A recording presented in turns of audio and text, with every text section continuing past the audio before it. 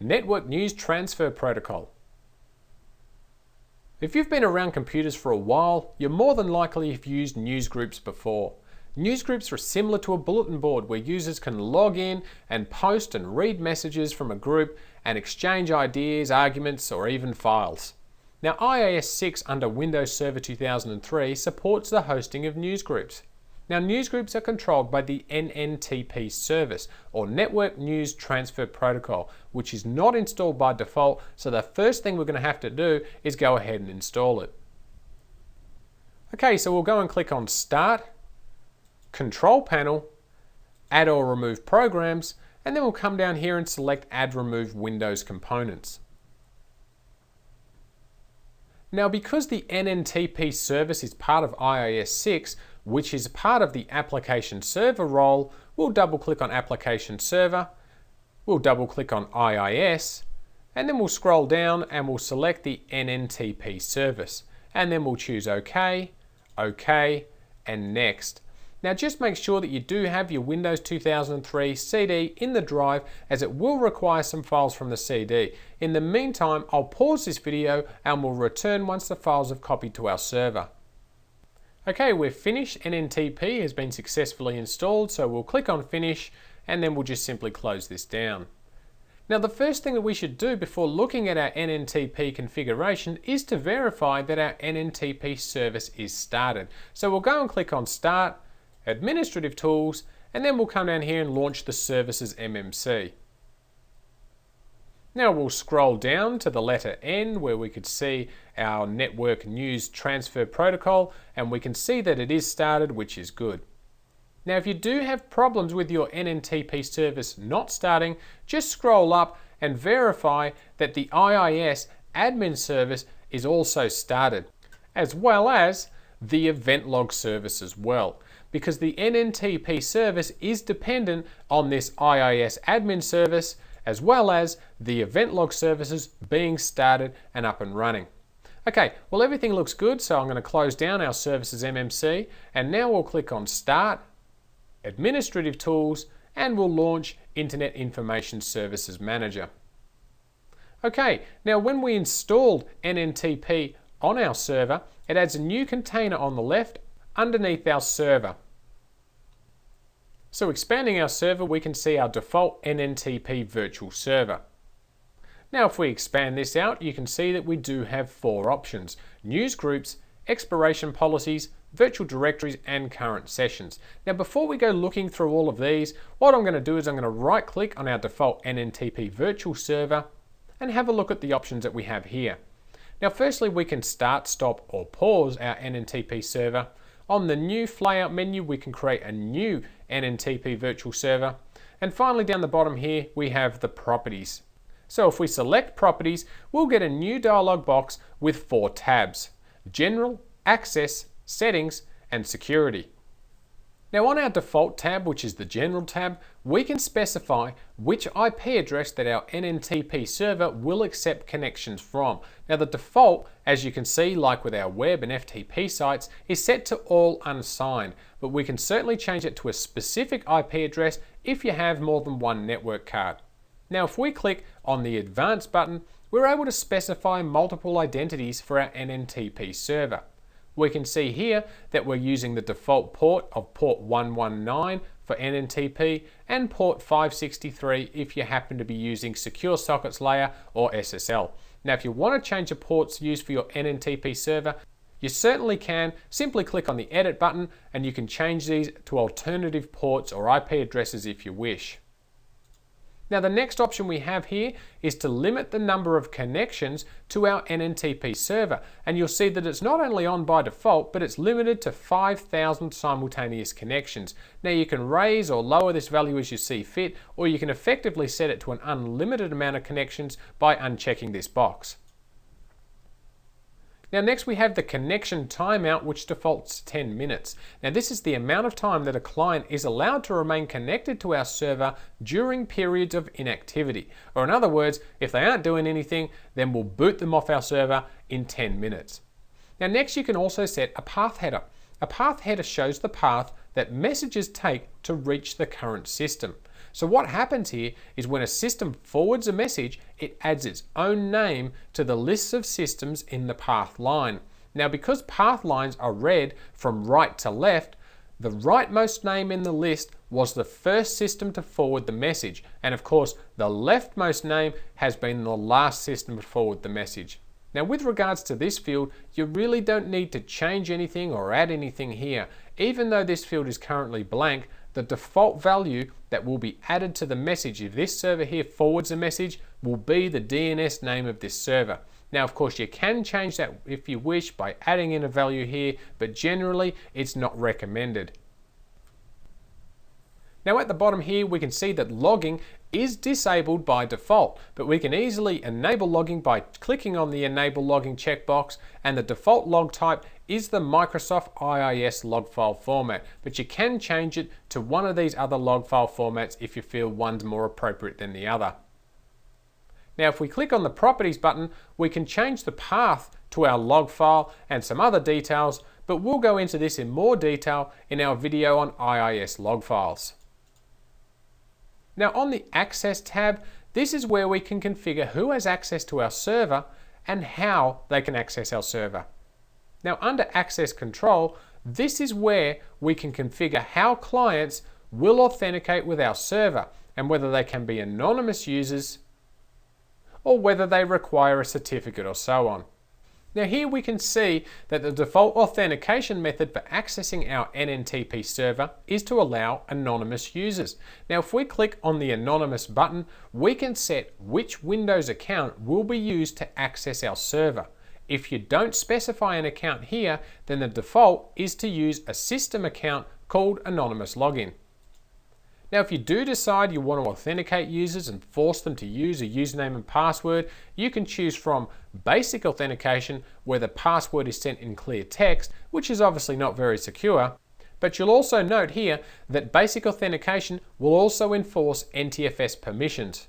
Now we can also use integrated Windows authentication, which is more secure than basic authentication and again uses NTFS permissions to control access to resources.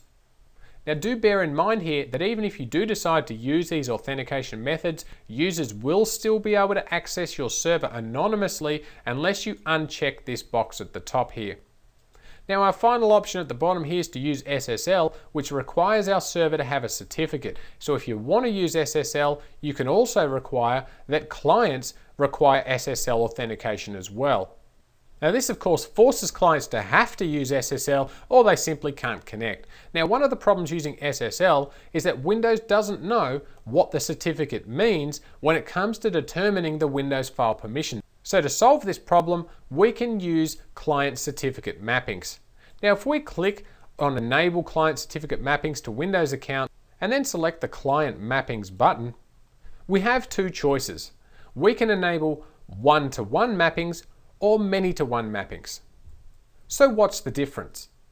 Well, one-to-one mappings means that we map each certificate that's presented to our server to a specific user account, whereas many-to-one means that we'll map a whole bunch of different user accounts to a single user account, and that account will be used to grant access to our content.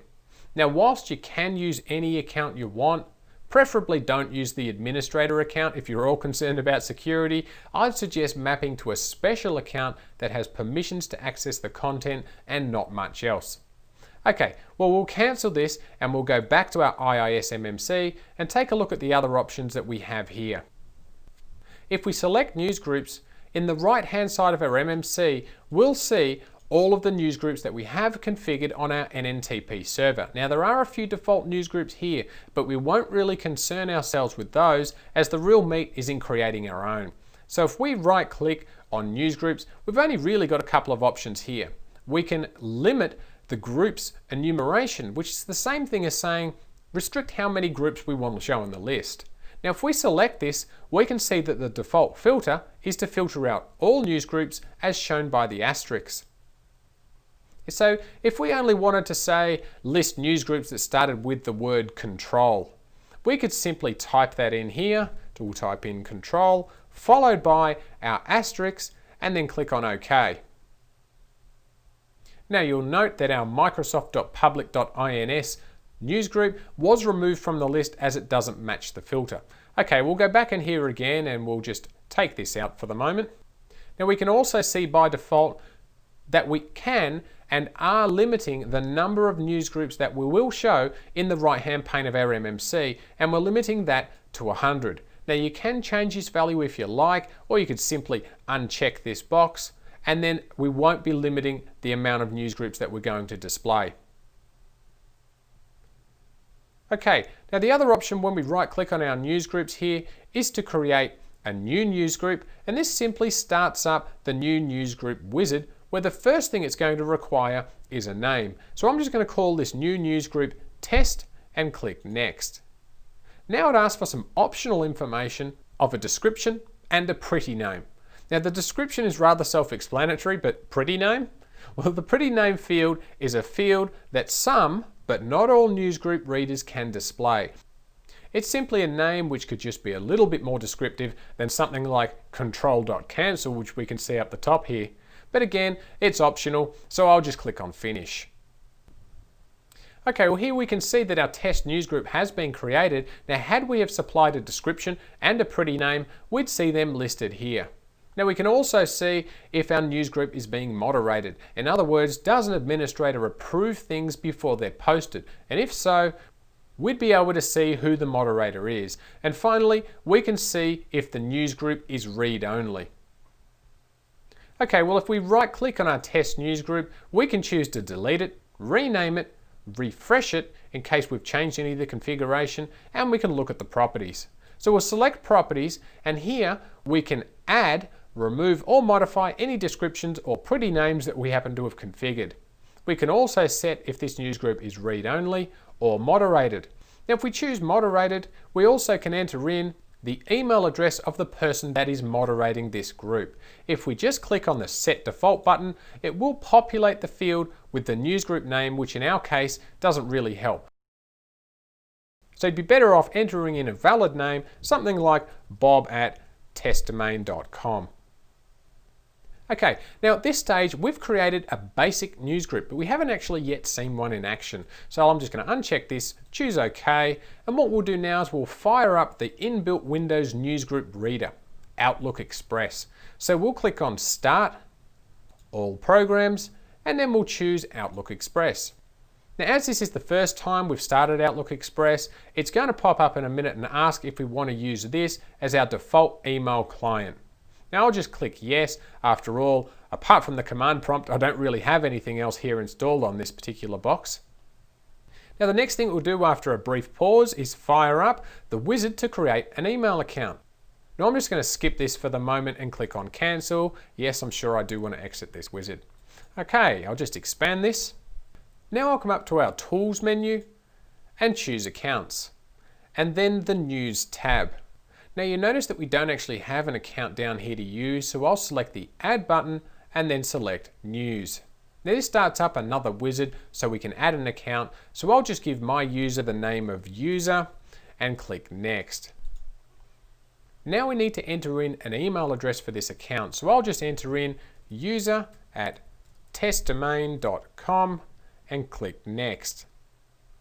Now here we need to enter in the name of the server we wish to connect to. As our server's name is server01, I'll just enter in server01.testdomain.com and click next. Okay, now we're finished, so I'll click on finish. Now once I click the close button, Outlook Express will ask if I want to connect to the server to download a list of newsgroups available on server01.testdomain.com. So I'm going to click on close, and because I'm currently not connected to the internet, once I click yes, I'll just get a message telling me do I want to go online, and I'll just say try again. And we can see here that it's now gone and downloaded a list of all of the newsgroups on server01.testdomain.com. And that of course includes the test newsgroup which we just created a moment ago. Now to be able to use any of these newsgroups, we first need to subscribe to them. So we can either double click on it, or we can select it and choose the subscribe button. Now once you have subscribed, you'll visually see the change by the icon that gets added next to the name of the newsgroup, as you can see. Alright, so we'll go and click on OK, and over here on the left we can see the newsgroups that we subscribe to. Now posting and reading a news item in a newsgroup is really just like reading and sending email. So if we select our test newsgroup, in the right hand pane we can see any posts that have been sent to our news server. So to post a new message to our newsgroup, we'll simply come up here to the top and choose New Post. Now we can see it's already populated the newsgroup to our test newsgroup, and that's because we had it selected over here on the left hand side. Now you'll probably notice that this form looks very much like what you'd expect to type in when you're sending an email. So we'll need to give our new news message a subject, and I'll just call this one test, and we need to give it a message just like you would with a regular email. So I'll just type in "this is a test," and then we'll choose send. And we'll get a message just telling us that it's ready to be sent. Now I'm just going to check this box to not have this shown again for all future posts, and I'll click on OK, and I'll get another message here which you can see it's saying that our post is being sent off to the news server and it might not appear immediately. And that can be largely true depending on what sort of news server you're posting to. So I'm going to check "Don't show me this again" and choose OK. Now over here under my outbox, I can see that I have one item waiting to be sent. So to fast track this, I'm going to come up to my Tools menu, click Send and Receive, and then choose to send all. Okay, well our message has left Outlook Express and it's headed off across to our news server. So what I'll do is I'll just click off my test newsgroup for a moment, and I'll come back here and choose my test newsgroup to refresh the screen. And we can see the test message that we've just posted. Now if we select it, just like an email message, we can see who it was posted from, who it was posted to, which is the entire test newsgroup, the subject, and of course the message for everyone to read. Now I could simply reply to this message either directly to the user or to the whole newsgroup, and I can even post attachments for everyone to see and download. So as you can see, newsgroups are easy and can be fun. Alright, what I'll do is I'll just minimize Outlook Express now, and we'll go back and take a further look at the configuration options that we have with newsgroups. The next thing we have over here is the expiration policies, which do exactly what the name implies and allows you to set up policies which determine when content is set to expire, and then it will be removed from your newsgroup. So if we select expiration policies, we'll see all of the policies that we have configured in our server listed on the right hand side of our MMC. Now as you can see, we don't have any policies currently defined, so to define a policy, we'll right click on expiration policies and select new expiration policy. Now as you probably expected, being a Microsoft product, this starts up another wizard. So what I'll do is I'll give my policy a name. I'm just going to call my one test policy and choose next. Okay, now we need to specify which news groups we'd like our policy to be applied to. The default is for all news groups to be affected, as evidenced here by the asterisk, but you can be more specific if you like. So to add a new news group, we'll simply click on Add and type in the name of the news group that we want this policy to apply to, such as Test for our test news group, and then we can click on OK. Now this is pretty obvious, but if you do want to remove news groups from the list, simply highlight the news group that you want to remove and then click on Remove. Now you can also use these up and down buttons here to change the order in which your news group appear in the list, and that will also change the order in which your news groups are processed. So if a news group appears towards the top of the list, it will be processed before news groups appearing at the bottom of the list. Now when you've selected all of the news groups that you want this expiration policy to apply to, click Next, and you'll need to enter in a time in hours before the content in your news groups will expire. Now the default value is 168 hours or 7 days, but you can change that if you like. Now the maximum amount of time you can set here is 9,999 hours, which equates to a rather weird maximum of 416.625 days. So enter in an hourly value here and then you're done. So we'll click on Finish, and we can see here that our policy's been created and it's now defined for all the newsgroups that we specified in the wizard. Now if we right click on our policy, we have options to delete the policy, rename it, refresh this window, and we have properties. If we select properties, from here we can simply add or remove newsgroups from our policy and then change the content expiration time as we see fit. Okay, so that's policies. The next option we have here is virtual directories. Like web and FTP sites, under iOS 6, newsgroups can also use virtual directories to store and organize your data. A virtual directory is simply a standard Windows directory in which content can be stored, and it can be located anywhere on your server or even a different server in your network. Now in the right hand pane here, you'll notice two virtual directories have already been configured. A default virtual directory, which is located at our inetpub nntp file/root directory, and a control newsgroup located in a subfolder called control.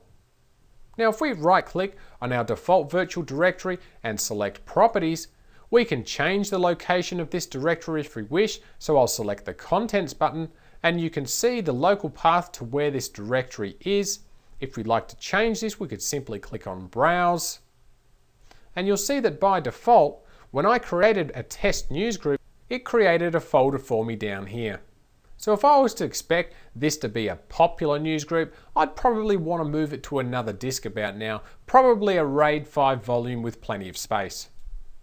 Now you can also point this virtual directory to a folder on a different computer by selecting this radio button and then providing the UNC path to the folder, as well as a user account that has permissions to access that share. Now if you do have a certificate installed for your server, you can click on the Secure button and configure Nntp to require users to connect using a secure channel and 128-bit encryption. Now finally, we can set additional properties for this virtual directory, such as whether we permit posting and allow users to see this newsgroup, and we have some options for logging access to our virtual directory and indexing news content, which uses the indexing service to make it faster when users search for a specific newsgroup message. Okay, the final option that we have here is current sessions, and here we can see the users that are connected to our newsgroups. Now in the right hand pane of the MMC, we can identify which users are currently connected, their IP address, and the duration in seconds that they've been connected to our server. Now you can actually see here that I do have a couple of users connected to this server. In fact, these two are actually me, still connected via Outlook Express down here. Now if you do have a misbehaving user, or perhaps you're feeling like playing God today and you're feeling a little malicious, you could simply select a user, right click, and choose to terminate their connection. Now if you have had enough of everyone and you want to disconnect all users from your server, we could simply right click and choose to terminate all. Now that probably isn't going to make you popular, but hey, that's a benefit to being a sysadmin. So there you have newsgroups in all their glory. Newsgroups are a fun and useful way of exchanging messages, ideas, files, and even flames with users all over the world. And as you've just seen, they're also pretty easy to implement. So take a few moments to consider the advantages of using newsgroups in your environment.